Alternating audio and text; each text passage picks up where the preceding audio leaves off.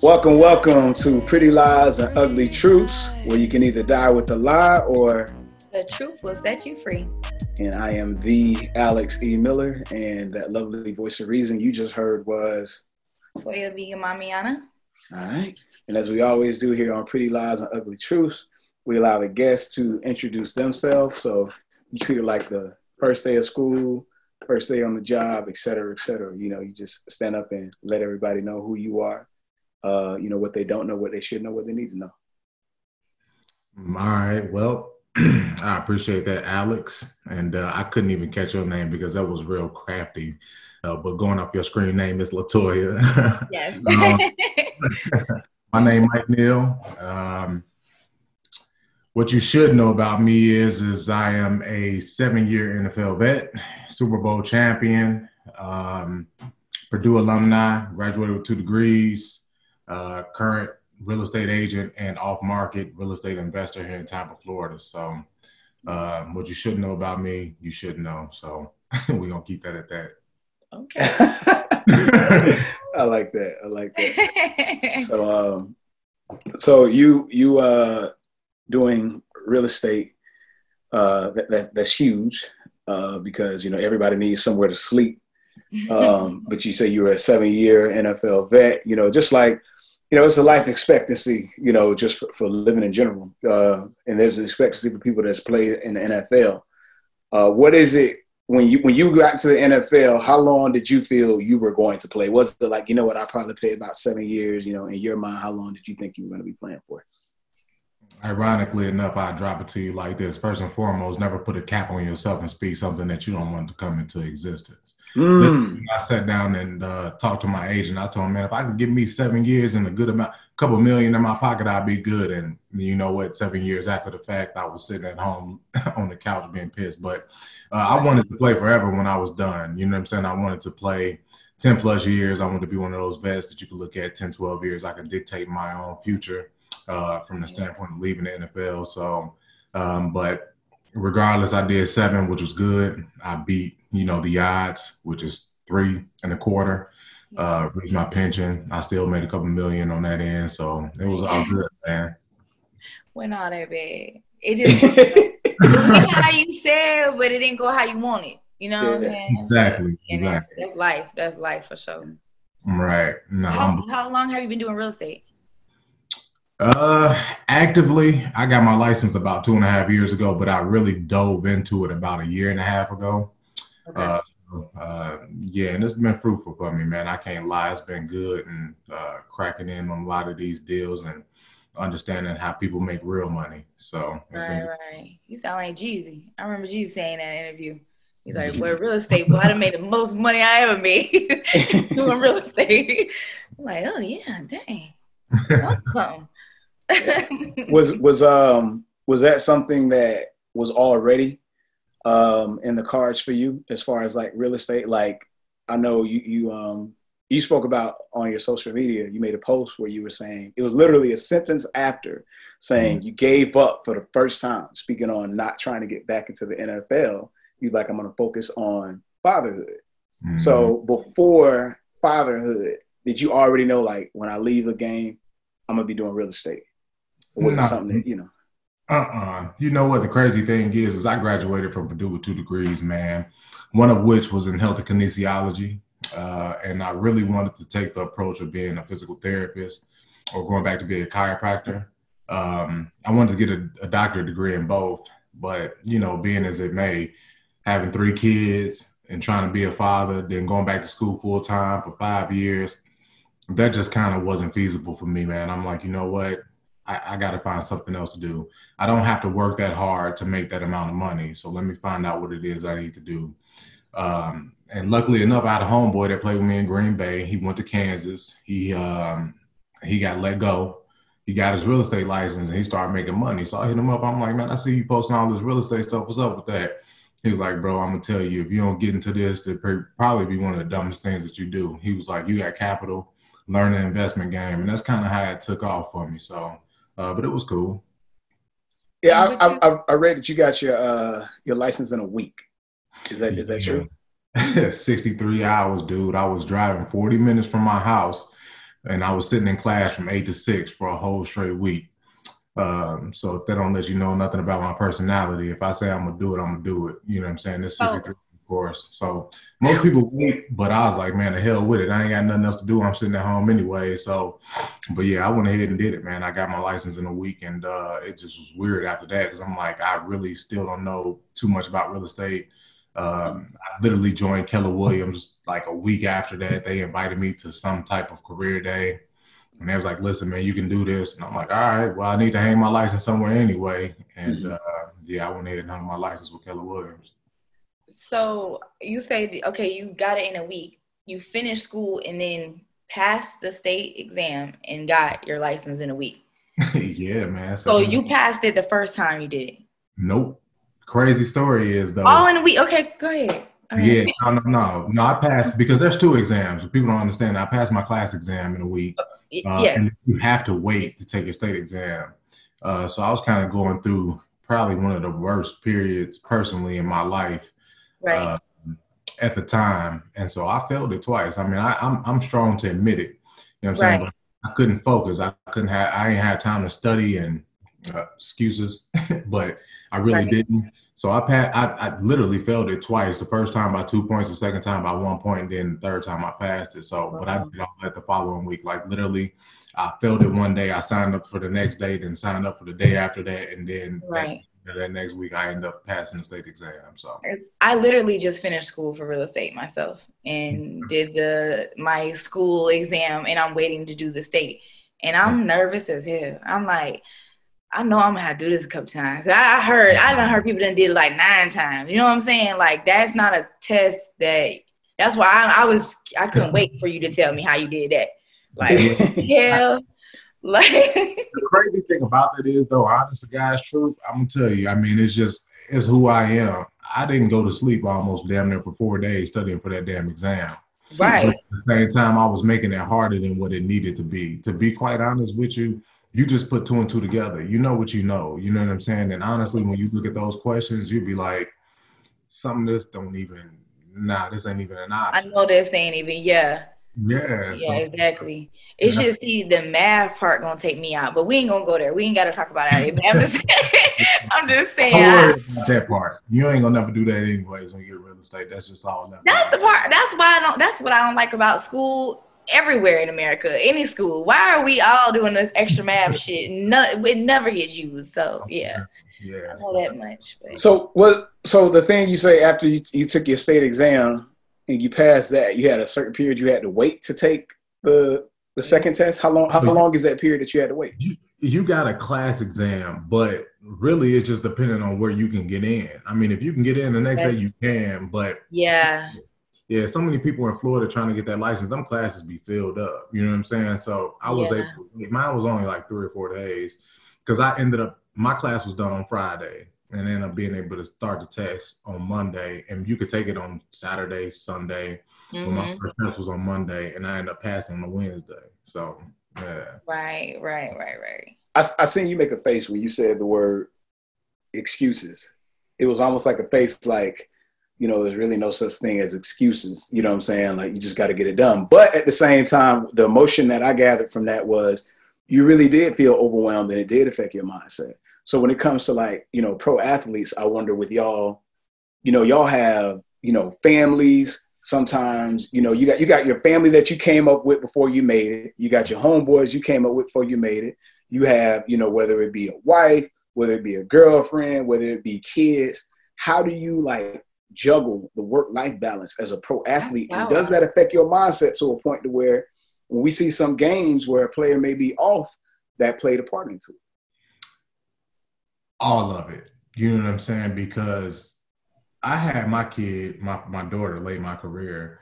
I only had her 2 years before my career was over with. So she was still young. You know what I'm saying? Luckily, I played in Green Bay.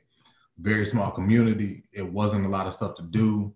Football is life in Green Bay. You know what I'm saying? So I didn't have the pressures of having to deal with living in like a Florida, Miami, right? Where you can go party and club. It wasn't none of that. It was like, you gonna show your ass up to the stadium, okay, in this game, and you gonna take your butt back home. So family, you know, it was a very, very family oriented community up there, but you never really learn how to juggle that stuff, to be honest with you. And I think that's what people have to understand. It's a lot of pressure that folks really just do not get. I mean, you tell me what 21-year-old, you just throw millions of dollars in their pockets.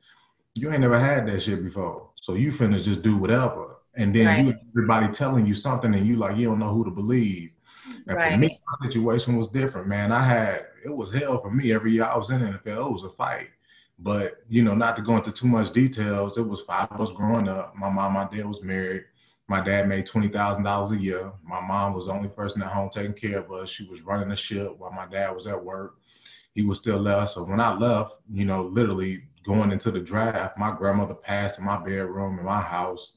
My mom had cancer. My parents ain't had no car. I still had brothers. So it was like, for me, it wasn't you talking about making an excuse. It wasn't no excuse. Like, man, nah, I'm the reason. They the reason why I'm here. So if I don't put my back against the wall and go get it for them, who am I? But that's just all, character. That's just the person, the individual, who you are. That's just who I am. They gave to me. If you give me a penny, I'm finna give you millions. I mean, I owe it to you because every little piece of that, pie, it adds up at the end of the day and it creates who you are and the reason why you do the things that you do. So it's a no-brainer for me. I don't make excuses for shit, man. I still sleep 3 hours a day. I wake up. I'm excited, man. Every day, like, look, I'm finna go get it no matter what it is. I got 3 mortgages. You know what I'm saying? I got to go get it. So it is what it is. We're dealing with all that because it's a whole lot. I just was always curious, how do y'all really deal with like the women's situation and being a pro athlete, right? God damn, it's stressing me out when I see y'all. There's something happen on the news with y'all. I be like, God, leave them motherfuckers alone. Like, and not only how did you deal with it personally, but like, did you ever go through like a stage of where like you not even knowing who's who when it came down to them? Because in that life, y'all are just targeted. It's not she like me for me. Mm-hmm. You know what I'm saying? So can you share that with us? I think you said it best right when you ended it, and it really don't have to go no further than that. You already know what it is. You know what I'm saying? But then again, it just goes to the individual. See, me, this is my thing. Time is money.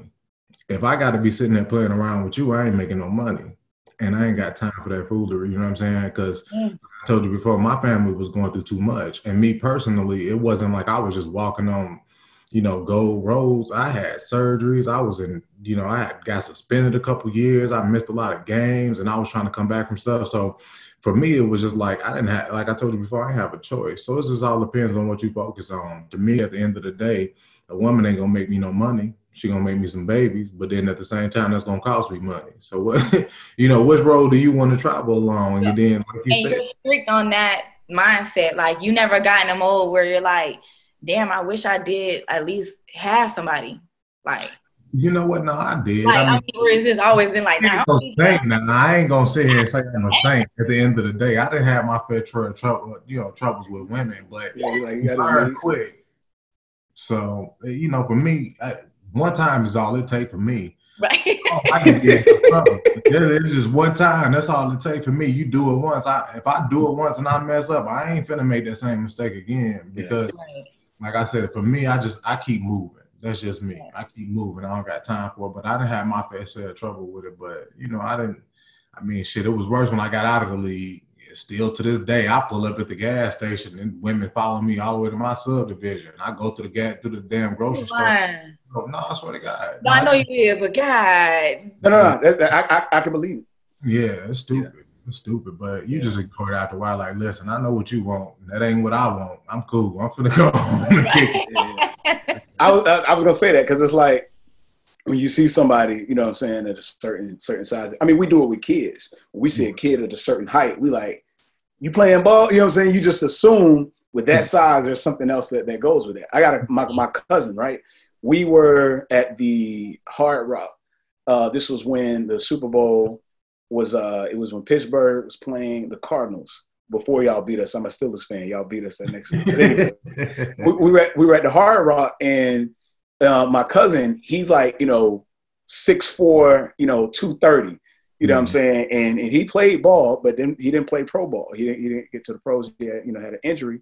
So my cousin James, it's a girl getting in his face, like looking in his face, and she literally asked him, who does he play for?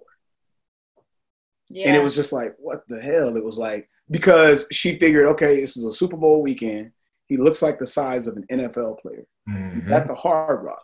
He seems to be, pretty dapper. It's like, it's got to be some dollar signs behind that. Mm-hmm. So I guess you answered that question already for me as far as being targeted. With that, was there ever a time where you didn't notice the targeting, where it wasn't as blatant, and maybe it was someone that you felt like there was genuine interest, and then you realized like, oh, this is something else? Does that ever happen to with you? Or yeah, man, but because we on air, I'm not gonna go into too many details, but that's how I ended up with my kids. So that's just, I mean, it is what it is. It's the hard truth of it. But like you said, I mean, females bold. They more bolder than dudes. I mean, that's the word I was gonna use when he was telling me what the girls got. God damn. They bold, man. The shit that they do, you be like, man, that's wild. Like, you really ballsy enough to do that. But if you ballsy enough to do it with me, you done did it with a whole bunch of other people. And, exactly. You know what I'm saying? If I'm gonna be, that's how you do everything. Yeah, man. That's me, man. Look, I'm a passionate person. So if I'm out to get in bed, I'm trying to do some passionate shit. But if you'd have been fucking around with everybody, I can't do all that. Yeah, so that's just me. I like to keep myself in that type of realm, but yeah, man.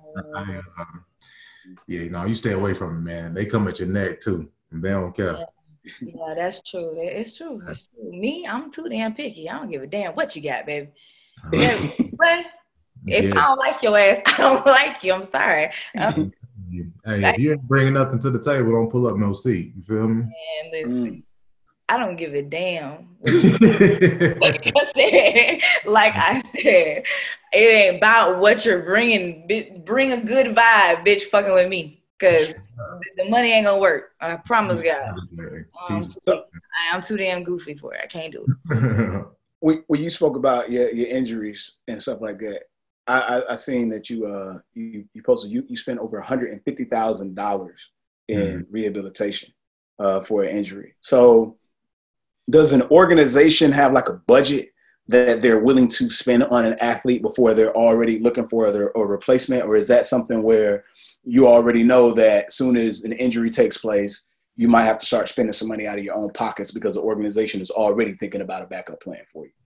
I think that the wisest thing to do is understand how it all works, understanding workers' comp, what the team can do for you, and what you can do for yourself. I think that the teams always put limits on you. They only going to do the bare minimum and then expect for you to get on the world. But at the end of the day, you got to be able to seek the outside help. So you're going to have to pay a little bit. But to be honest with you, everything's pretty much included in our insurance, man. We got probably one of the best insurances in the world. Career. Yeah, like literally. So you can get a lot of stuff paid for through insurance. But that $150,000 came with me when I knew pretty much. Just a little background on it. I had 3 bilateral sports hernia repairs, and then I ended up having a hip surgery. When that hip surgery went bad, I had a bitter breakup with the Packers. I already knew my time was done. Flew out to Seattle to go visit them, fill my physical. I'm like, man, what the hell going on there? It's like, that hip just don't look right. And I'm like, man, it's straight. I just had surgery, just a little swelling. And I was like, nah, we don't know. Left from Seattle, flew to Detroit. They failed me. I called my agent. I said, man, I'm not going on another visit till we figure out what's going on. Flew from Detroit straight to Tennessee to go visit a specialist. He was like, man, the only way you stepping on the field is if you had surgery. Flew straight from Tennessee to Minnesota to one of my best friends who deals with over 150. Well, actually, at this point now, it's probably like 450 NFL clients, and he's anti-surgery. So everything that he does is to get you back on the field and not have surgery, because a lot of people understand you don't always have to have surgery. Yeah.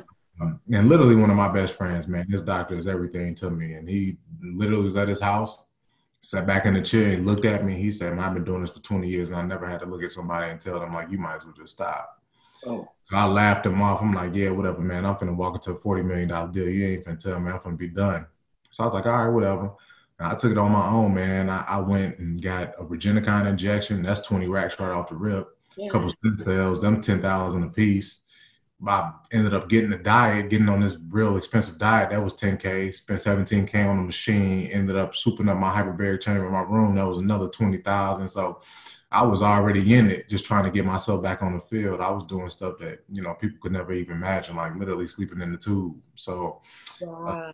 yeah, man, I pushed it to the limit, but I went to go chase my daughter up the stairs one day, stepped on the step, hit went out on me. I sat down on the step, and I was like, you know what? If I can't even play with my kids, I'm not going to go out there and give nobody no half-ass product. I'm too prideful for that. Most dudes probably would have took that check and kept getting injections, had the hip surgery 2 years later. Ain't no amount of money in the world worth it for me to miss my kids' childhoods. So I'm like, I'll find another way. You know what I'm saying? So it was about 8 hard months, and I was going through stuff with the NFL as well. They was trying to blackball me for some bullshit that I got caught up in that really ain't had nothing to do with me. But it was a lot. It was trying, and I was like, you know what, man, I gotta put my best foot forward. So I didn't quit, but I just knew when it was time, and there's a difference. You know what I'm saying? But to me, I felt like I quit, and I don't like quitting. So that's probably why I don't sleep now. You seem like that. You just recipe hot shit. Look, I'm gonna go get it at all times. Sad. If you don't mind, take me through that moment of when you're running behind your daughter, and you know you're on those stairs, and you feel that. Was that something to where you knew at that moment what you were going to do? Or was it a thing where it's like, okay, you went and consulted with other people? Like, how quick did you arrive at that conclusion? Like, okay, this is it. Man, it didn't take no time. I had been in it for at that point, it was about 7 months. And I was training and my hip was still giving me problems. And, you know, I hadn't worked out for maybe it was like over the weekend. And that's usually when your body get a chance to rest. That's when you feel at your best. And I hit that step and I said, man, you know what? It's not worth it to me to continue to go through this. And I probably sat there for about 10 minutes. My daughter looked at me. It's like I wanted to cry. But at the same time, it was like you're crying for two different reasons. You're crying because you're going to have to, you know, let something go. And then you're crying because now you got to start something new and you don't know what to do.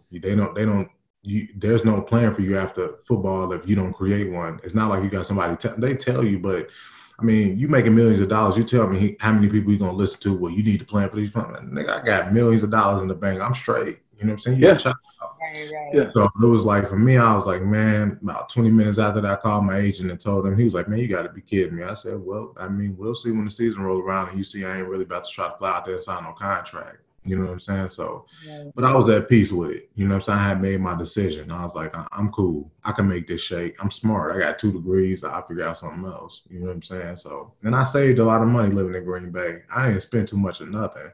Material things, they never did it for me. So I never had a lot of shit to just, you know, I ain't blow money on jewelry and cars and stuff like that. So, yeah. So I heard you speak on your diet real brief, and I seen that you speak, like you show pictures and stuff like that, and you talk about eating healthy. Like, what is your diet like now, and how much has that impacted your life eating healthy? Man, I still do it day to day. I mean, just like I told you, I'm in the kitchen, and it taught me how to cook. And the biggest thing, man, is that I noticed it's real strict. I mean, first and foremost, it's an $8,000 to $10,000 diet. You're talking to somebody every week. It's very restrictive on foods because you got to understand what causes inflammation to your body and what doesn't. Exactly. And the biggest thing for me was because of the amount of inflammation I had in my hip. You know, I knew I can cure it through food. I can get that to go away. So I lost a lot of weight when I first stopped playing just to get that inflammation off my hip. But I don't want to have surgery, man. I'm 33 now, but at the time I was 28. And I'm like, you know what? If I have a hip replacement, I'm going to have 2 more probably before I die. I'm not going to do that. There got to be another way. You know what I'm saying? I had 13 surgeries prior total in my career before I was like, I'm not doing another one. Not right now. So the biggest thing for me, though, is just me being able to have that energy, you know what I'm saying, to keep it moving and mental clarity. And I haven't taken over-the-counter medication in probably like 6 years, not even for a common cold, you know what I'm saying? But the quality of my life is better. My parents kind of fell into it. My family kind of fell into it. My kids will tell you, I pull up at McDonald's. I don't feel like cooking. My daughter like, well, Daddy, can't you just go make these chicken nuggets? Because they taste so much better. I'm like, you know what? Whatever.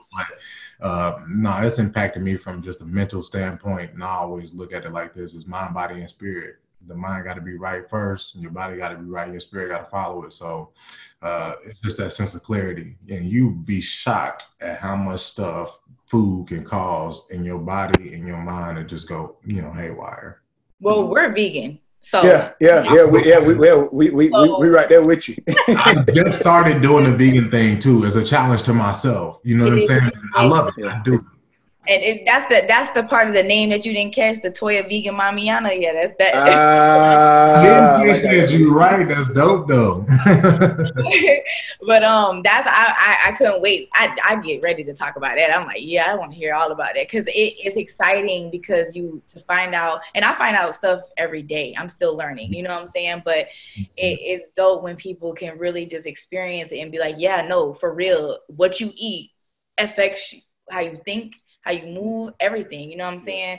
And because people don't know, they don't have a fucking clue. And I have asked Alex and laughing about people not drinking enough water. I'm like, bitches is not making the right decisions because they dehydrated.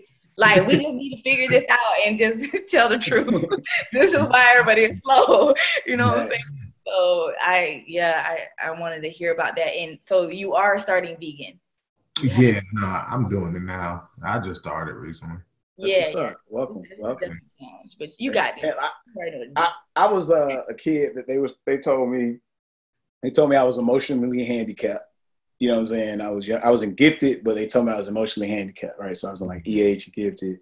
At one point, you know what I'm saying, my mom's put me on like Prozac because, the way sometimes my temper get out of hand and stuff like that. And then it was like I almost had a heart attack.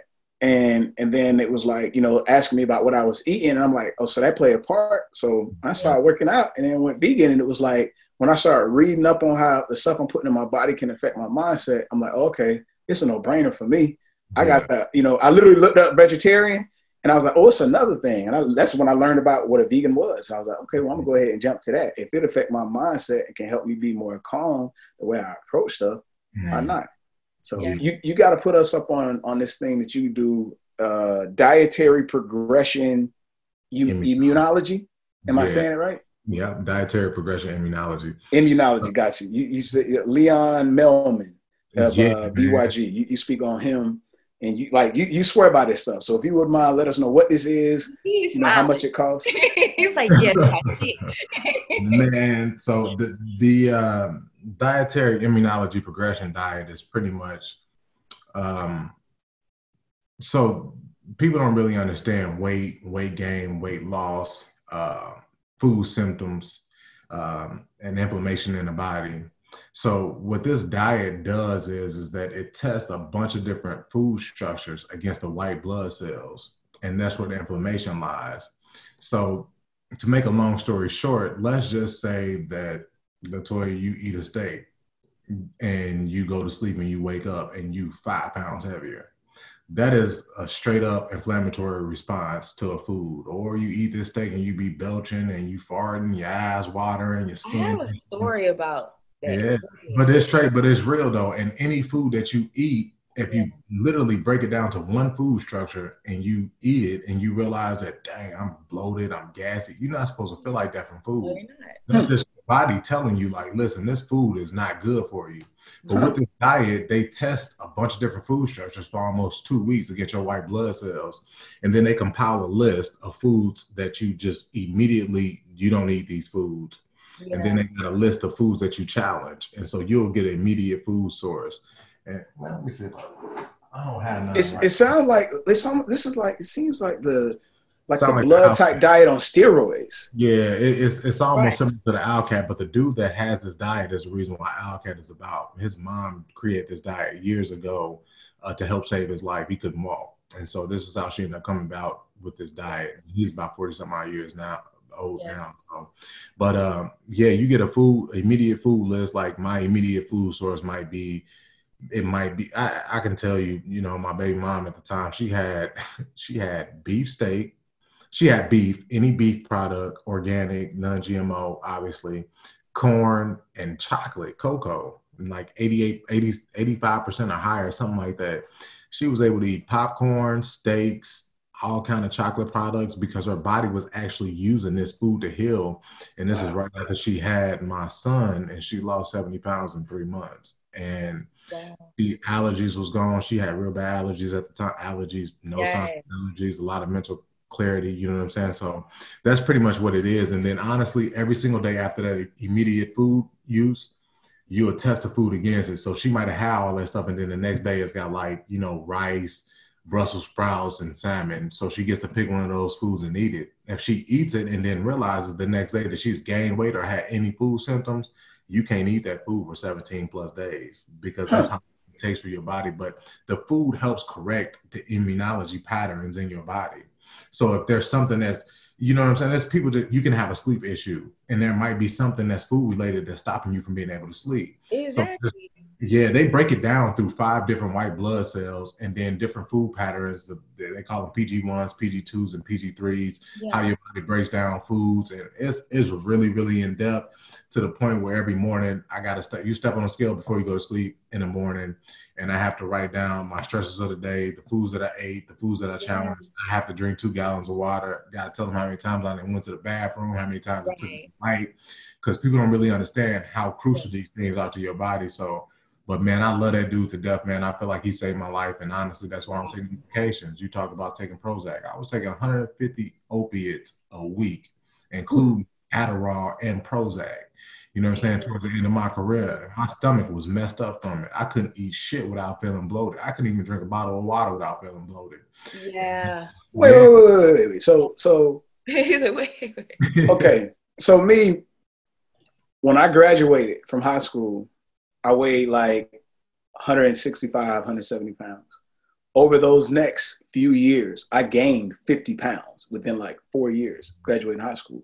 And that was around the time where my mom was like, hey, we need this. Whoa. So it's a possibility that Prozac had something to do with me gaining all the weight. Absolutely. Anything. I can tell you right now, was just weird that you say that. When you do your food, you have to do like this whole orientation call with him. So he gets down to the nitty gritty of where you should be weight wise, and that's your goal. So we found out that literally my senior year in the NFL, I ended up having, actually not senior in high school. I'm sorry. I'm thinking about 3 different things. My senior year at high school, I was about 240 pounds. Mm-hmm.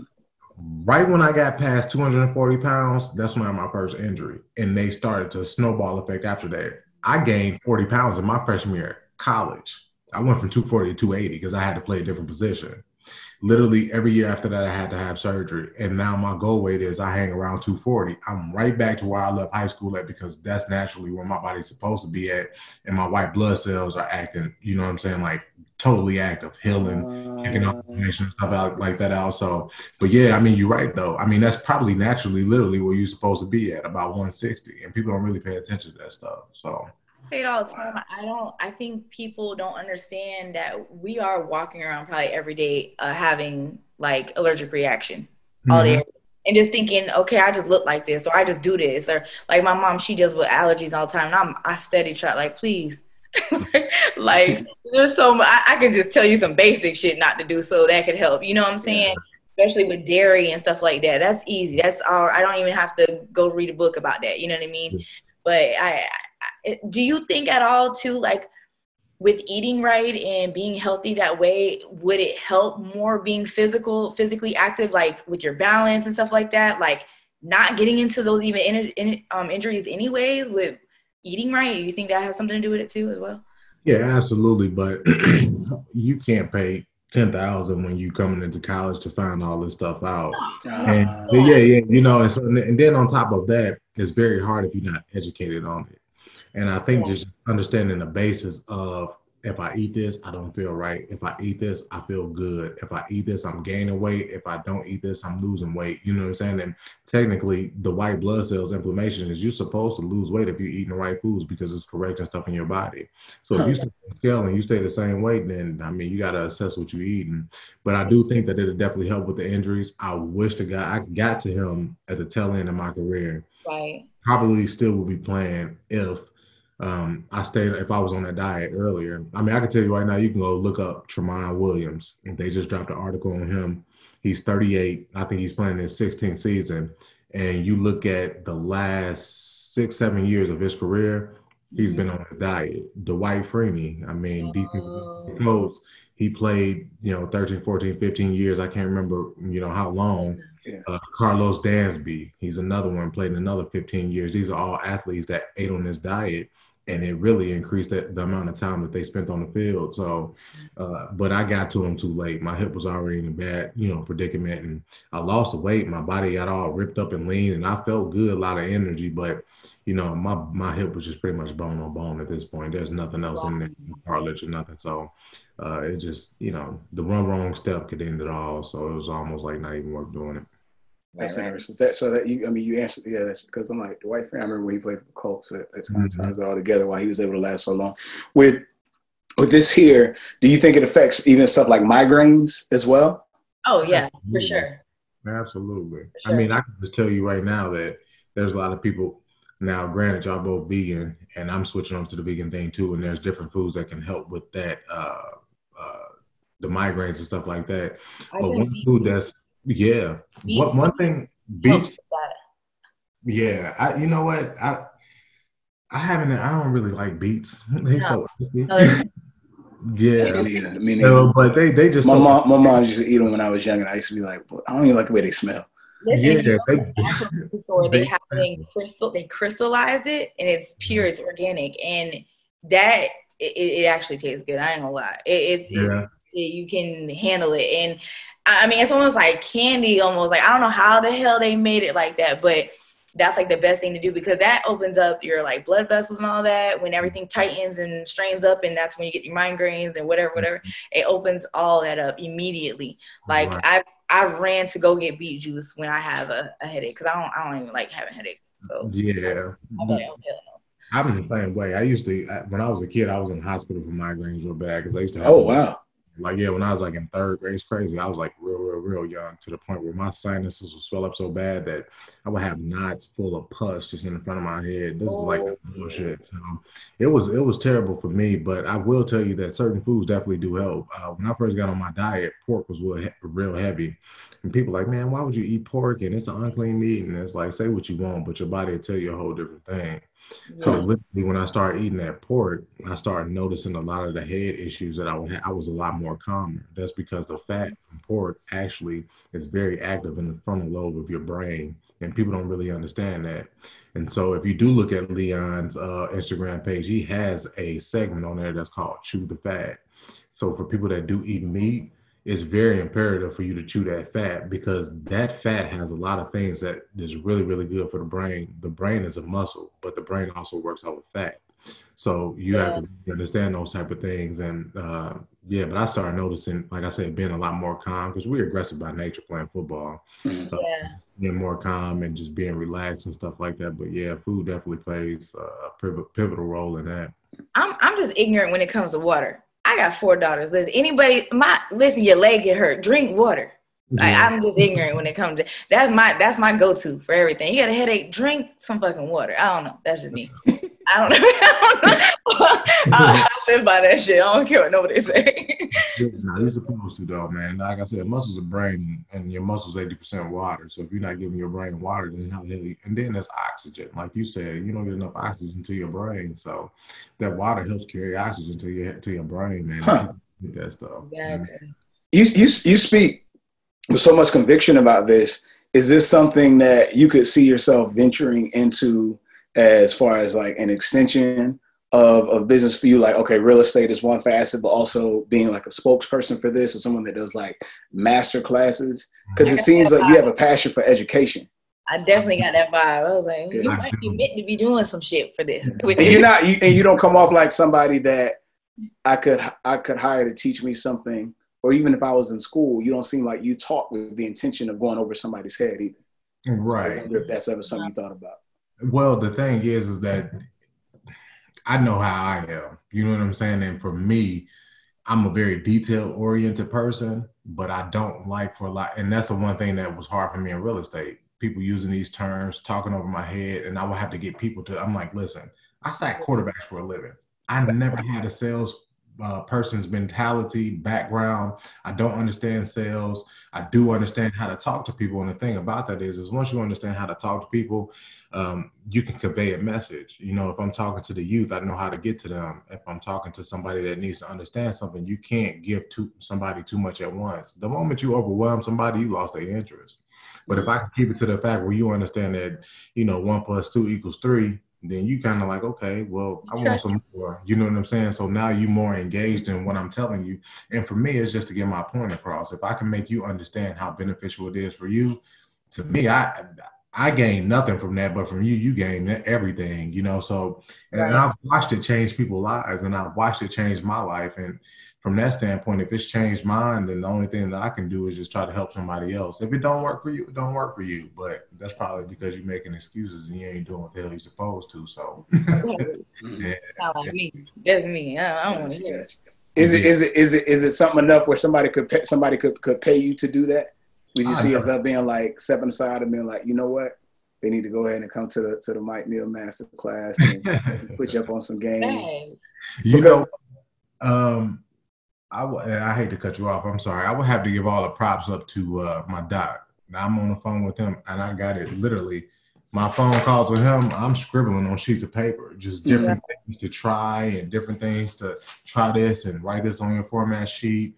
And, you know, I never, the funny thing is this, I tell you, money is the root of all evil. And I know that firsthand from living the life that I live. But if I could just help you, you don't have to pay me for shit. God always going to take care of me. He always took care of me. And that's exactly why no matter what I need, all of them are always met. My needs have always been met. Exactly. You know, if you want to pay me, that's out of the goodness of your heart. But honestly, I'm going to end up finding a way to give it back to you tenfold. I'm thinking of it like, even if it's something you just started, like a YouTube channel, it's not about money. It's just something you're passionate about. And when you're telling your story, I'm just like, man, you don't know why, you know, you went through what you went through for somebody else.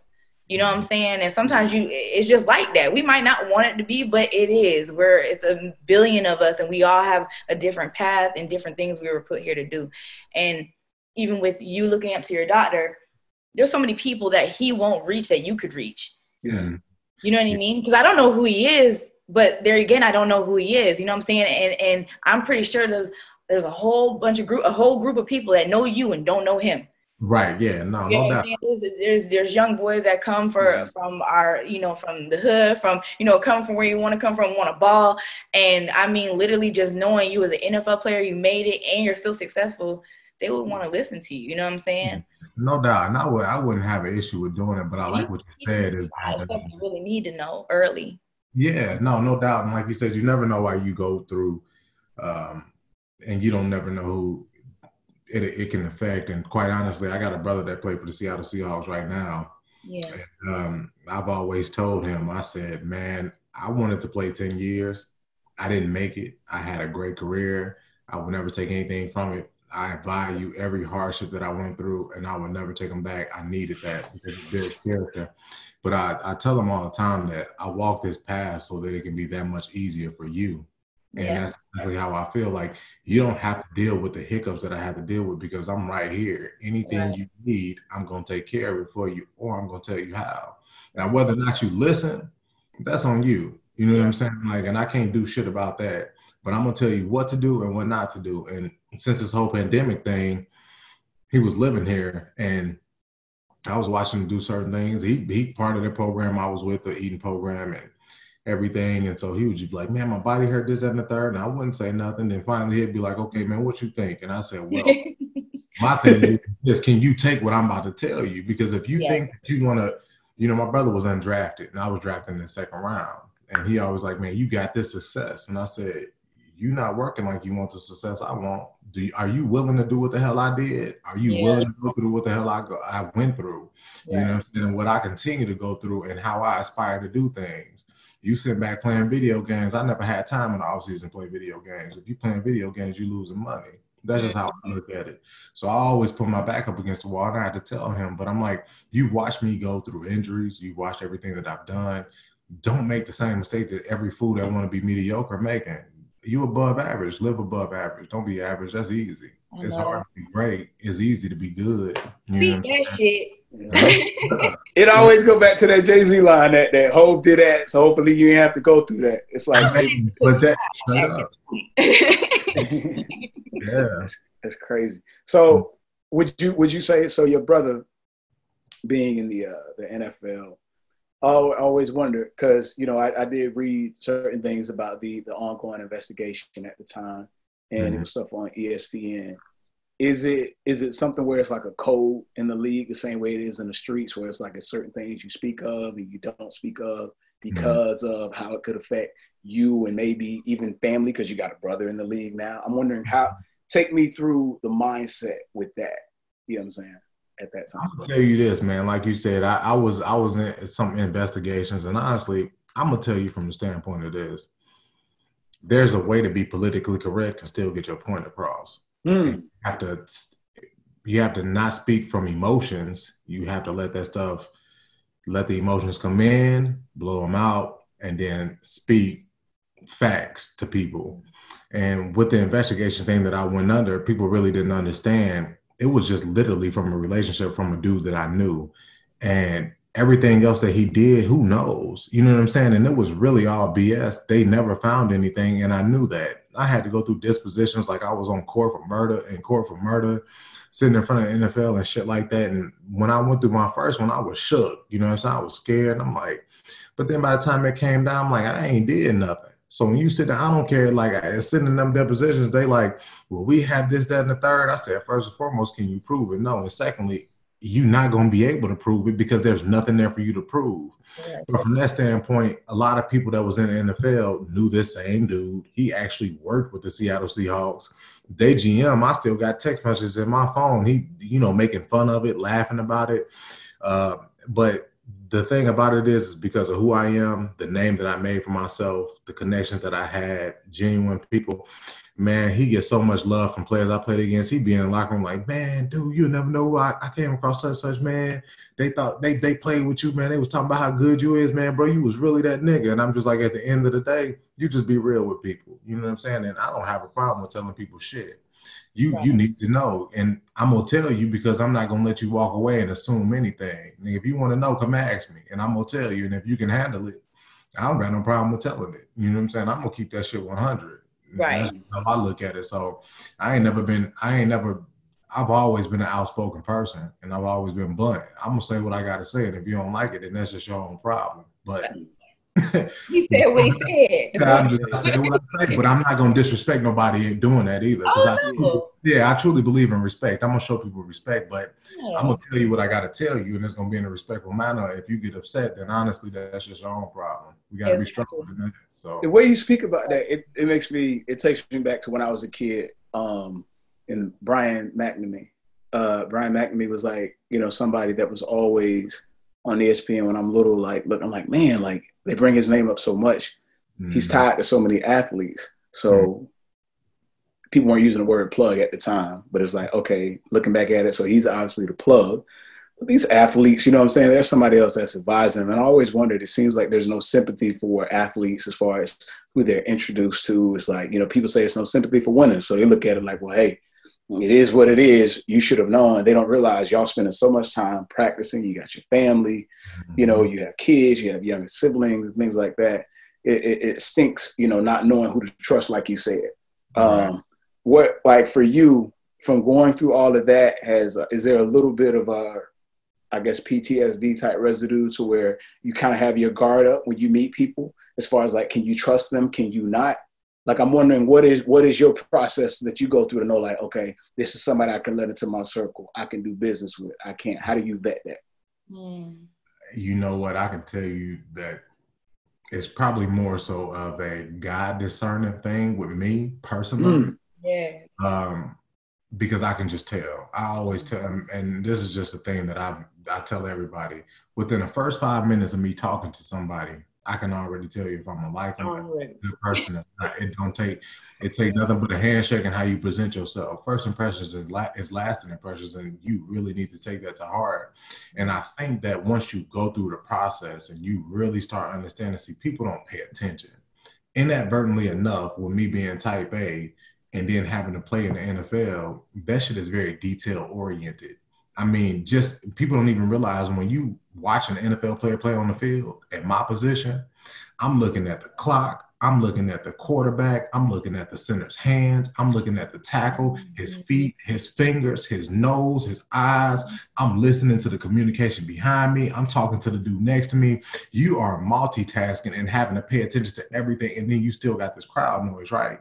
So with that being said, when I meet somebody, what do you think I'm doing? I done did a damn full background check on you when you walk up to me. I'm looking at everything. I know exactly what it is you're going to do. And I know when I need to pull my guard up and when I need to pull it down. Yeah. But in the same token, I think that life experiences to this point has led me to, I mean, even I switched brokerages, and right when I walked in there, I wasn't even there for 2 days. I said, I ain't gonna like this place. And I left not even 6 months after that. I just knew it. And then that whole brokerage crumbled.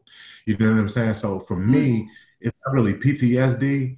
I'm a giving person, probably way too giving. And I let everybody kind of inside of my circle. And I'm gonna do for you for a little bit, but I know how to ask the right questions and I know how to watch people. And soon as I do, it's never a hard breakup. You just notice that, damn, Mike don't really talk to me like I used to, or, you know, I ain't heard from him, and I'm never going to burn the bridge either. I don't care, you know, if you didn't, like I told you, I haven't been through the crap with my baby mom. Police been in my house 8 or 9 times, child protective services and shit like that. But at the end of the day, for me, I don't hate her. I understand her. You know what I'm saying? And you did what you did. That's okay. I'm not going to burn that bridge. If I burn that bridge, just like God turning his back on me every time I act a damn fool. I can't turn my back on nobody. But I just know that you got this. You're going to stay right here. You just know how to deal with it. You just have the right to do that. I have the right to know how to deal with you and deal with what's healthy. 100%. And not have that bitterness in my heart, man. I don't think that you can get anything in life if you giving bitterness and you giving hate, you're going to get that back. And I'm not going to put that in that house. So, yeah. See, NFL, man, you bless them. You got a stand up spirit about you, because it's kind of, some people being in a situation like that would have been so bitter and would have just been, you know, taking everybody else's name who was involved and be like, oh, let me tell you, is this person, is that person? Nah, I take my legs to the chin, bro. Look, if you can't come after everybody. What they do is they business. We talking about me. You pulling other people in this room, I can't answer for him. You get him in this room and talk to him. I'm just gonna tell you about what I got going on. You know what I'm saying? So, and that's just how I look at it. Like I tell my kids now, when they come, Shelly did this or Ryan did this. I don't care about what they did. What did you do? You done did some shit to make him do that. Or vice versa. Like, I don't care about what they did. How did you handle the situation? Because how you respond determine everything in life. Literally. How you respond to any situation. So if they pissed you off, did you go back at them and that crazy? Or did you just take the high road? Which one did you do? I'll deal with them later, but what did you do? Right. Yeah. And not even what you did today. What you did yesterday. All y'all ass do the same shit. Oh, man, just say it. Oh, shit. If it ain't you, it's you. Right, exactly. 100%. Yeah. Could you take us through the emotion on draft day? Just, you know, I've read the story. I just want to, you know, kind of hear what the emotions were like for you, because what I've read was a story about, you know, you thinking about coming out, the coach telling you, you know, you can go maybe 3rd round, you know, or I think it was 5th round, then they were saying 3rd. Just take us through the emotions of that day, that phone call, and then right from there, take us through the emotions with the Super Bowl too. All right, man, I'm going to try to make this short because I'll be on this thing literally preaching to y'all, because to me, honestly. Nah, speak your mind. It's called Pretty Lies and Ugly Truths. Give it all to us. It's what made me. So going into my senior year, my grandmother was the backbone of my family. She worked hard. Everybody called her for absolutely everything. She was always giving. She never turned her back on people. And my grandmother was very, very, very, very, very Christian devoted. And everything was, you know, to the Bible. But she had beat cancer 11 years prior to that. And it came back really, really bad my senior year. And that's when a lot of things, when I was in my senior year of college, just started to unfold. My mom had cancer. I knew so when I was in 10th grade in high school. But it had gotten bad literally around the same time that my grandmother's dead. So going into my senior year, my grandmother passed. And I remember that summer, before she passed, I'm like, God, listen, if you just let me make it to the NFL, I will pay for whatever it is for her to just get healed. I don't care. I don't need that money. I just want to heal my grandmother. That's literally, I'm like, just let her hold out. I know I can make it. But the year prior to that, my coach did tell me, like, listen, you might want to stay. I petitioned to leave to see why we get drafted at. They told me 5th round. He's like, you can come back and play another season and you'll get drafted higher. So I elected to stay another season. And plus I was able to get both my degrees finished. And then, the situation with my grandmother happened going into my senior year. And that was literally all I needed from that standpoint. My senior year, I played my ass off, man. I mean, I went through, hell and back injuries still my senior year, but I played through it, man, and positioned myself to be in the 2nd round. But still going after that, I came down here to Tampa to train, and just reading the blogs every day. And my draft stock going up, it's going down, it's going up, it's going down. So I remember coming down here training, and they was like, listen, I didn't get invited to the Senior Bowl, which is the big bowl where all the big name players at, so I was pissed. I got invited to this East-West Shrine game. Went to that. I showed out. My dad records everything, got clips. It was like, this kid, Mike Neal, that came up here, tore it out. He might be tore it up. He might be one of the best athletes. And mind you, I came out with Tim Tebow, Brandon Grant that played for I came out. My draft class was the deepest draft class in the last 20 years. It was stacked. So, they was like, man, that's the best athlete in this bowl game. So I remember leaving from there literally that day that I left. The president for the Senior Bowl called me. Was like, you don't want to play in my bowl? I literally all but said, fuck you, because like you ain't sent me no invite, so I ain't showing up to that. And my agent called me, was like, man, is you crazy? You better go to the Senior Bowl. So I didn't even make it from Orlando back to Tampa while I was training. Came back, it was 3:00 in the morning, washed my clothes, jumped on the plane, went to the Senior Bowl. Played in that game. Now, these are NFL coaches at these camps, you know what I'm saying? And they running you to death, you know what I'm saying? Just trying you. Go to the Senior Bowl, I'll blow that shit up. Leave from there, go to the combine, blow that shit up. They started doing private workouts, blow that up. But I had a chip on my shoulder because I was mad. I was waking up every day at 4:00. My trainer like, what's wrong with you? I'm like, I ain't got time for this. I'm going to be here all day, and you're going to have to wake up and be here too. You getting paid for this, so let's go. So I ended up getting drafted. But going into the draft, 4 weeks going into the draft, I went back home and I was going to church. My pastor was preaching on favor.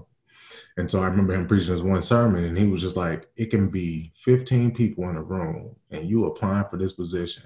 And all it takes is for God to move one person in that room for you to be able to get to where you need to be. 14 can hate you, and 1 can love you, and you can get that position. That's what draft war rooms look like if you watch the draft. It's 20,000 people in one room, and it's that GM's decision. So, and it was just like, and I was tied too. I was a big believer in sowing my seed into the church and reaping the harvest. So I was tied in my college money. I ain't had no money. I blatantly remember writing the check to my church for every last cent I had in my bank account. And I'm like, all right, guys, you got to make this move. So the week going into the draft, I was nervous, man. And I believe in that story. When they had that woman that touched Jesus' cloak, she was bleeding for years. And she said, all I got to do is just get to his cloak. If I touch his cloak, I'm going to be healed. I ain't even got to talk to him. Yeah. So if you understand, I'm a Christian, obviously. And if you understand how God works, pastors are ordained people that God chooses to deliver a message to his people. So I'm like, you know what? Instead of sowing my seed directly into the church, I want to sow it directly to my pastor. He got to touch his seed and he got to pray for it. So I remember going with my last little check. This is the same week of the draft. The draft started on Wednesday. This is Monday. Now I set an appointment with my pastor, and I walk into the room, and my parents didn't have no cars. They had one car. I had a rental car because I was getting money from my agent at the time. Walk in there, and my dad caught a ride from a guy on his job. My mom pitched a ride too. And then we walking into the church. So the guy that bought my dad was like, man, I'm going to sit outside. I said, no, listen, the Bible's on it. And Bible say in Matthew 18 and 19, with 2 or more together in prayer, that's where I be. I got to have everybody here. I don't care if I don't know you. You got to come in this room. Right. We went in that room and we started praying. And it's giving me chill bumps. So I'm sorry. But we started. It's real. Yeah, we started praying. And, everybody was just crying, man. And mom and dad just in tears. So then my pastor pulled me to the side, and he was just like, well, where's the tithe at? So I put it out of my pocket. So it was just me, him, and his wife. And I remember him telling me, like, listen, I know you're nervous. I can feel it. And he was just like, you gonna know when you supposed to get drafted because you're not gonna be nervous, you're not gonna be anxious, and none of that. And God gonna put you in the right place at the right time. And he was like, you don't have to question his judgment. We prayed over that tide, left, you know what I'm saying? And then Wednesday was the first day of the draft. So I had thought that I was gonna end up in the first round with the Colts because they had been calling me, but they ended up taking a defensive tackle, Brian Price, in the first round instead. So the second day rolled around. I'm nervous as a tick, dude. I couldn't even sit still. I drive like an hour away from my house, go work out with one of my college homeboys, get back home. Ain't nobody in the house. The draft started at 2. I'm like, all right, cool. So my pastor got this prayer. It's called the Prayer of Favor. I still got it. It's on my bathroom window. I look at it and read it every day. And I remember I prayed that prayer right before 2 o'clock.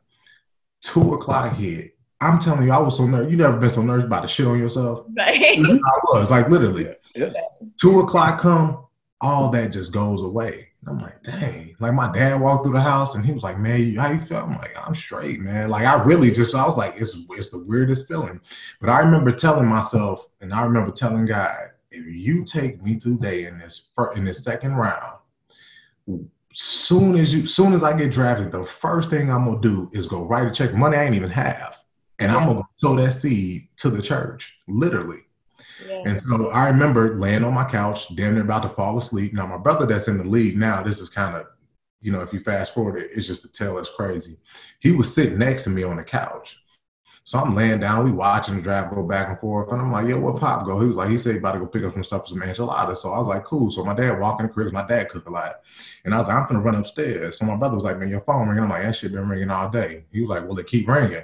I was like, all right, man, whatever. So I grabbed the phone, pick it up. Hey, is this Mike Neal? I'm like, yeah, this is Rob Davis from the Green Bay Packers. I'm like, yo, what's up, Rob? And he was just like, yeah, man, so how you feeling today? So I talked to him on the phone for a hot little minute. And this is like around the 51st pick. Now I was a 56th pick. So this is how far in advance I knew.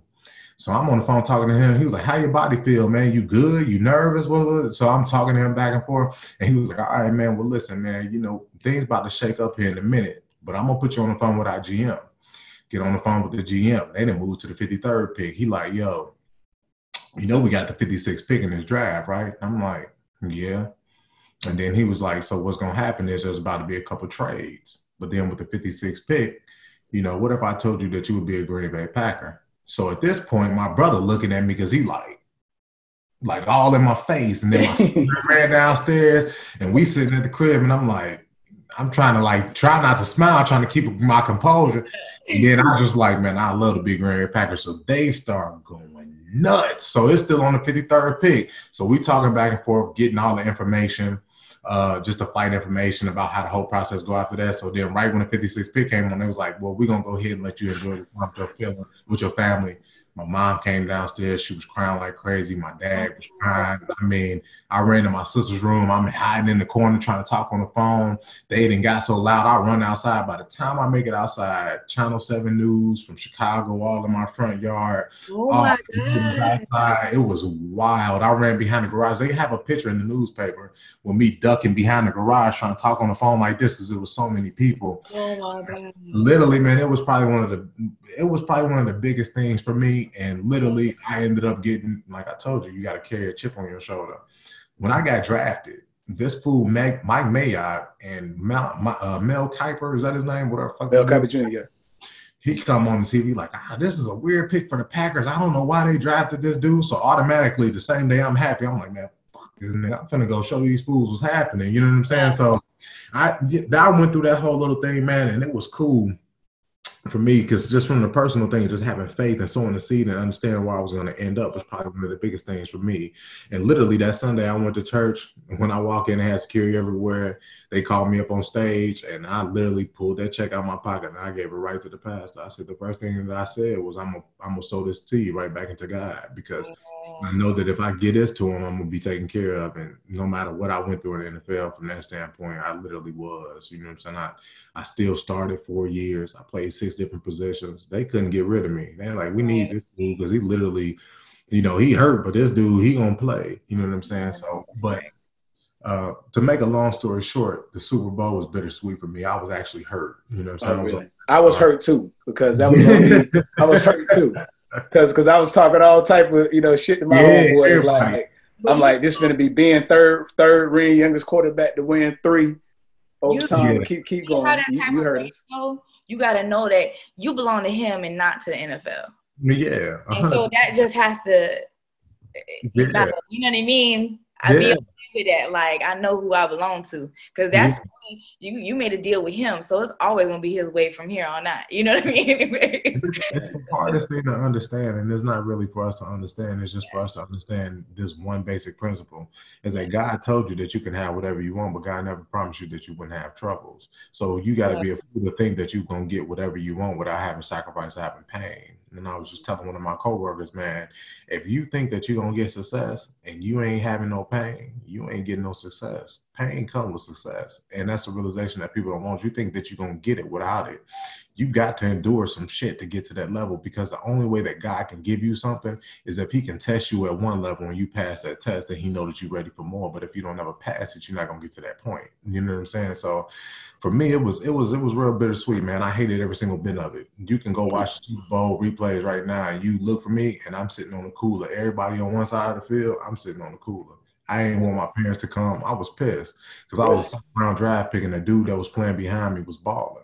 So it was a real bittersweet thing for me. But at the same time, what I've come to realize now is that I regret not living in the moment and being so mad, because it's a faint memory to me. Do I remember everything? Absolutely. But I didn't enjoy it like I should have. So because it didn't go the way you wanted it to go, you still got what you asked for at the end of the day.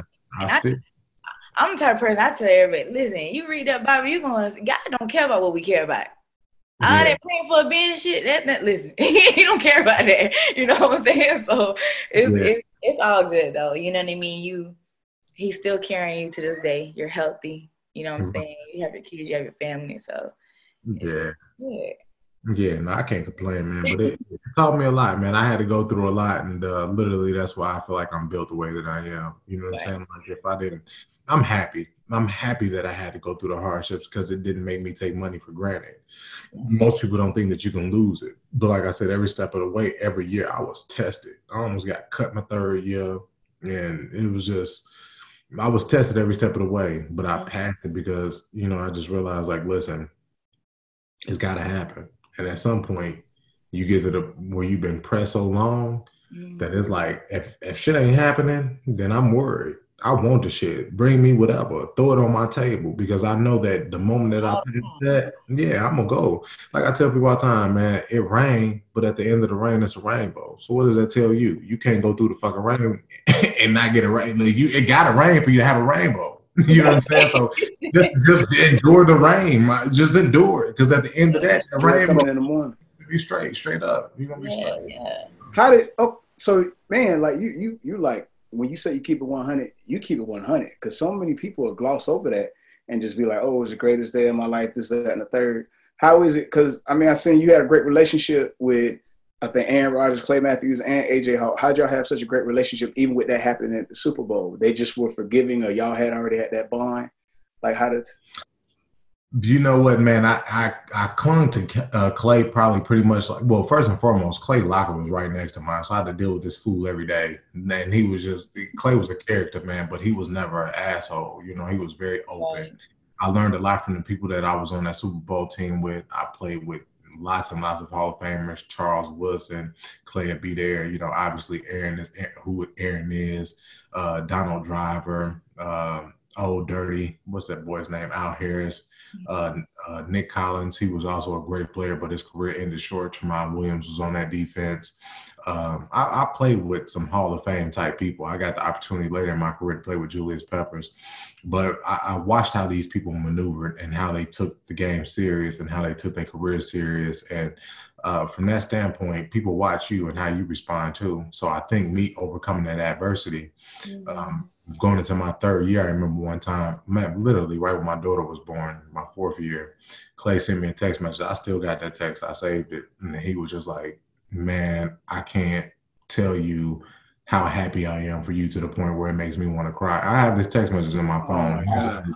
He was like, I watched you go through so much, and to see how you look at that daughter and you playing at a high level, I couldn't pick a better teammate to play with. And literally still to this day, me and Clay talk all the time, and he still be talking that shit to me. But, you know, we built a bond, man. I was a big,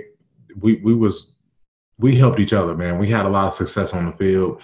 And if you watch a lot of field later, tape later in my career, me and Clay was always paired up. I got him open for sacks and he got me open for sacks, and we just ran the table like that. And then we added to the mix. So it was cool, man. But we developed that bond, man. And those bonds can't be broken. You know, it's something that's, you know, common people won't understand it, but unless you're walking through that damn battlefield with somebody else and you know how hard it is to have that success and to keep it, and the shit that you endure, you know, you respect it a lot differently. So makes sense.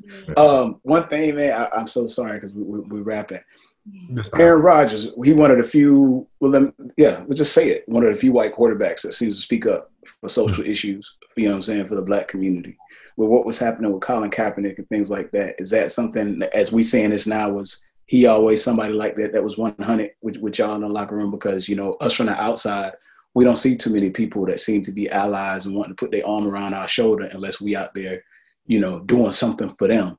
Mm-hmm. When we have our pain. You know, my fiance, her father was killed by the police. Yeah. You know what I'm saying? So, you know, I literally, a month ago, she's in tears. I'm like, oh, yeah, it's the anniversary. Right. You know what I'm saying? So when we see an athlete that's not from where we from speaking up for that, that means something. Mm-hmm. You know what I'm saying? So is that something that you saw on the inside, that he was 100? And is it something where you're not so shocked by the way, you know, Kaepernick has been treated with everything? I'm not shocked by the way Kaepernick's treated. And also, you know, I think from some standpoints, you got to realize this. Aaron's a cool dude, but Aaron's held to a higher pedestal than most because of who he is. So do we know if his actions are truly genuine or he's just doing it to be politically correct? Who knows? Gotcha. I think just from knowing him on the standpoint of being in the locker room with him, I hated Aaron. He gave me hell, but he gave me hell because he thought I was good. You know what I'm saying? And gotcha. I had a real in-depth conversation with Aaron one time when I was actually struggling, and he kind of made everything fall into place for me, and then I respected him a lot differently from that. But from the standpoint of Colin Kaepernick, and I tell people this all the time, would I kneel if I was still in the NFL? I absolutely wouldn't. I think this, and this is just my personal opinion, people could be mad at me if they want to or not. It's either you stand for something or fall for everything, but at the same exact time, you have to be careful about how you relay your messages, you know? And I think that Lil Wayne said something, I'm watching an interview after George Floyd died, and he was just like, why am I going to walk around wearing a shirt? And I'm thinking to myself like, damn. But then he said, well, what is that going to change? What is me go screaming at somebody's doorstep going to change? That doesn't change anything. That makes everything absolutely worse. Right. So you have to be cognizant of the way that you present yourself if you want to change things. The moment they start protesting and all the rioting, especially with the quarantine thing, you couldn't tell the difference between a protester, a murderer, a looter. You didn't know. Everybody was just going fucking crazy. You know what I'm saying? But what did that change? That ain't changed shit. We still sitting in the same predicament that we was when it all happened. You know what I'm saying? So to me, I think that you just have to be careful. Now, I think the way that Aaron actually presented the situation with the Green Bay Packers that one year where they actually linked hands, but nobody kneeled. I think that was a smart maneuver because you letting people know that you stand exactly for everything that the black community or what Colin Kaepernick had to go through, but you're not going to disrespect the people that stood for something for the flag. So you have to understand that there's two ways to go about it. I can't disrespect the people that saved my country, but I cannot ignore the things that happen to the black community. And I think that was the smartest maneuver. Exactly. You know what I'm saying? So it just depends. It really depends on the person and how you go about doing things. But me personally, I think that Kaepernick, he did it, and I think it has to be that person. It's always somebody, Martin Luther King, Malcolm X, Colin Kaepernick, whatever the case may be. But then everybody that surrounds the situation, you have to be smart enough to make sure that you respond in the right way. And that's just what I try to do. Like I said, there's a way to be politically correct and not be disrespectful at the same time. You're very detailed, like you said before. Yeah, I know. I'm sorry. I can't. No, you understand how important it is, though. You know what I mean? It's something that if maybe Kaepernick chose to do it that way, it would have probably been more understood. You know what I mean? I never thought of that, but since you breaking it down, I'm like, dang, that makes sense. And maybe we could have avoided a lot of hate and conflict just by that minor detail, which would have been, it was really big, though. Right. Yeah.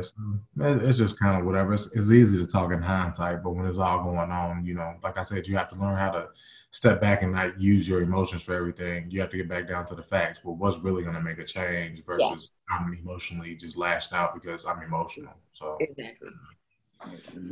Well, something we ask every single guest to do here before they leave, and thank you so much, man, for how thorough you are with everything that we asking of you.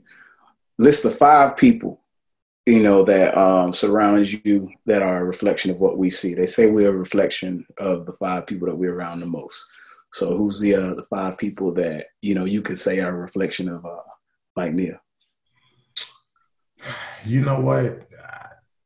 I can truly say this. We call ourselves a Fabulous 7. Okay. There's my mom and my dad and then all my brothers. But I can tell you, if I had to give anything and any credit to who I am and who would be the best reflection of me, I would have to give it to them. Because to be completely honest with you, I don't think if I had such a tight-knit family, I wouldn't be who I am. And because of who I am, they have to respect that, and then they have to act a certain way as well, and they carry and conduct themselves in that manner. But if it wasn't for my parents being who they are, like I said, I wouldn't be who I am. And I think that I can say that honestly because I was talking to my mom just like 2 or 3 days ago, and she was like, yeah, I woke up at 4:30 and I went to this class and I worked out for 45 minutes and I burned 700 calories and I came home and I rode my bike 22 miles and then I got off and then I got on. My mom's 54 and she damn near can outwork me. And I always tell people, if my 54-year-old mom can do it, what the fuck is my excuse for not being able to do it? Yeah. This woman didn't had cancer. She didn't had 2 hip surgeries. She didn't had knee surgeries. She didn't been on her deathbed and she's still kicking it. So what the hell is my excuse? So when I say there's no excuses, my dad's the exact same way. My dad played in the NFL too for a year. So it's like my dad, I watched this man. I can tell you hands down, if I call my dad right now and said, Dad, I have an issue and I need for you to be here, I wouldn't even be able to get off the phone and he would be driving to the airport to catch a stand-on flight. He wouldn't even try to book a flight. He would go to the airport. My mom and my dad would drop anything for any, 5 of us. And because they are who they are, I'm always telling them if I could be a fourth of a parent that you were to me to my kids, they would change the world. You know what I'm saying? And I truly mean that. So those are the people that if I had to say are a true reflection of me, if you meet anybody with the last name Neal in my immediate family, you would understand exactly who I am and why I am the way that I am. So, that's what's up. So, Mike, thank you so much, man, for your time and answering every question as so thorough as you do. If you wouldn't mind, go ahead. You can take it away. You can end it. Shout out every @ every .com, every hashtag, whatever people need to know to be able to find out where they can get in contact with you as far as your real estate business or whatever else you got going. The easiest way to find me is first and foremost, Google Michael Neal, Google Mike Neal Green Bay Packers. You can find any link that's associated to me, anybody that's associated with me. You can find my Instagram from there, but my Instagram name is Michael Neal Realtor. My website, amhomesolutions.com or .net, to be honest with you. But like I said, man, the biggest way to find me is to just Google me. You can type in whatever the hell you want. As long as you put Michael Neal on it, you'll be able to find me. So, but like I said before, man, shout out to absolutely everybody that was involved with anything that I had going on in my life from the time that I was born to my point now. I can't give individual shout outs. That would be belittling people that matter the most. So shout out to everybody, man. And thank you, Toya, Alex, and Diaz for absolutely everything that y'all have done for me, giving me the opportunity to talk on y'all show and shed light to anybody who's listening in a positive manner. And if you can reach one, you can teach a million. So I appreciate y'all. Hey, you already know, man. Teach a million. Definitely. I definitely appreciate you, Mike, man, for coming on. We always 100 together. You know what I mean? So anything I'm in, I'm gonna bring you a part of. So you already know, man. I appreciate you for just being that person that's always been supportive, man. So. Yeah, you're an awesome person. Thank you so much. Hey, Mike, my boy just texted me. He said, what did he say? I had my boy told me to ask you a real estate question for this interview. You rather somebody come with their lender already, or do you help them find a lender? I'm going to tell you this much. See, this is what I do. And this is what's different from me than any realtor that you speak to. Like I said, I don't like to be arrogant, but most realtors don't have solutions. I work off market deals. I don't care if you got a credit score of 300. If you got a proof of income, money to put down, and you can pay the monthly rent or the rent. We do a lot of rent to owns, owner finance, and lease options. There's always ways to buy a house. You don't have to have a lender. But if you want to go through a lender and you have the credit score and you have the income to be able to do so, you can get to a lender. Once you get pre-approved, you can come holler at me. But having a lender first and making sure that you pre-approved and you can know what you can pay monthly, what your purchase price is, and that your quality of life won't be affected and you're not just paying money to live in a house and that's literally all you're working for. That's the biggest thing. So see a lender first if you want to go that route. If you don't want to deal with the lender, you don't want to deal with banks, I also do those too. Honestly, you'll make a better bang for your buck and I make a lot of money off marketing. Hear this man. Boy, that man smoother than a mother. And gotta put that out there. You gotta keep it authentic. People want to know, like, do you make money too? I'm not in it to not make money. I gotta live and eat, but at the same time, it's finding the best possible solution for whoever the case. You know what I'm saying? And I'm fair. I even on the real estate side, I give up my commission for people. I mean, I damn near paid $15,000 for one of my homeboys to sell his house. He didn't ask for a cent of it back and gave up my commission. So if there's a way that I can help, I'm always gonna do so. That's what's up. Definitely. Yeah. Appreciate you, man. You have a good weekend, man. Yes. Anytime, I appreciate y'all. And hey, whenever y'all got an opportunity, y'all need me, holler at me, man. I'm only a text message. I'm gonna need you because I'm about to take this. So, all right, listen. I hope you mean that. You got my information. If y'all need me, holler at me, man. Toya moving to Atlanta, so they go your realtor, Toya. Yeah, if you moving to Atlanta for real, I got a realtor. Matter of fact, his screen name is you can look him up. It's called the Signature Group. His name is Trey, T-R-E. The realtor. Trey Realtor? But it's not him. It's not him. Okay. It's not him. He deal with a lot. I know who you're talking about. Oh, okay, yeah. Why this dude is just T-R-E. Okay. And I know him personally. He's connected with my family. He do good business too, man. He's another black entrepreneur, very business savvy. He has a group establishment down there. He's networking with some of the highest people down there, and he really understands the market. And I use him for my family that go there too. You can use either, Trey, to be honest with you. I'm all about the black empowerment and black community. Absolutely. So thank you. I appreciate that. All right, bro. All right, man. I appreciate y'all, man. All right, sure.